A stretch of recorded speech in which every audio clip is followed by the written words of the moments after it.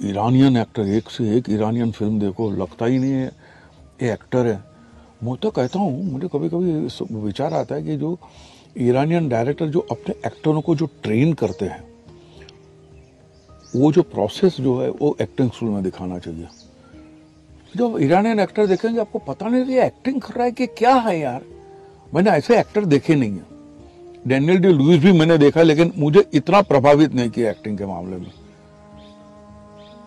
और कैसे कैसे लोगों से एक्टिंग करवाते वो डायरेक्टर। बच्चे हैं, शॉर्ट लंबे लंबे शॉर्ट चल रहे हैं। हमारे वहां तो ट्रेंड एक्टर भी इतने डायलॉग याद न रख सके। ट्रेंड एक्टर भी, ये तो नए बिल्कुल रॉ, उसको कैसे कर लेते हैं ये जो है मुझे बड़ा ताज्जुब, बहुत मजा आता है। और कोई भी किस्म की फिल्म हो ईरानियन, ज्यादातर अच्छी होती है, लेकिन वही इनको देखो मजा आ जाता है।